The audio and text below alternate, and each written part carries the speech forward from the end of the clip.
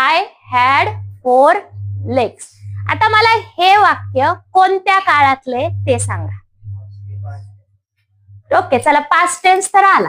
Okay, कोणता past tense? Perfect past tense. अजून बोलला तो परफेक्ट पास्ट टेन्स बोलला. ओके, तो काय बोललाय? Perfect past. मी हे का घेते ते तुम्हाला आता काय.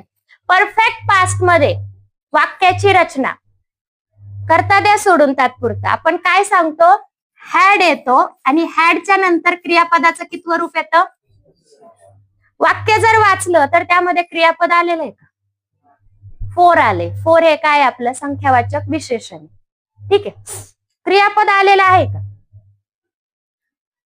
मग कोणत्या कशानुसार तुम्ही म्हणताय की हा काळ परफेक्ट पास्ट आहे टीचर?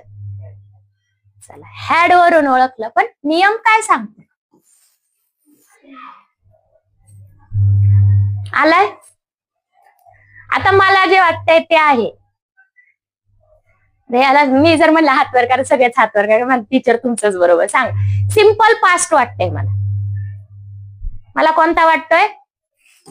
Simple past tense. का बरं? पटकन सांगा, का मला असं वाटत असेल? का? ते ऑब्जेक्ट आहे, त्याचं घेणंच नाही आपल्याला. त्याला काय करायचंय आपल्याला? यस लागू नाही तर काही लागू. मला काय वाटतंय? सिंपल पास्ट आहे. सिंपल पास्ट मध्ये वाक्याची रचना काय असते बाळांनो? कर्ता प्लस क्रियापदाचं दुसरं रूप प्लस ऑब्जेक्ट. बरोबर. जर क्रियापदाचं दुसरं रूप, मग तुम्हाला हे लक्षात पाहिजे V1 V2. जर V1 असेल हॅव किंवा हॅज, तर V2 असतो हॅड. काय असतो? कळलं?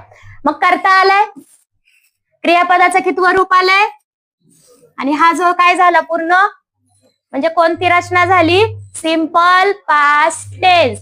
आता हे वाक्य जे आहे ते गुगली.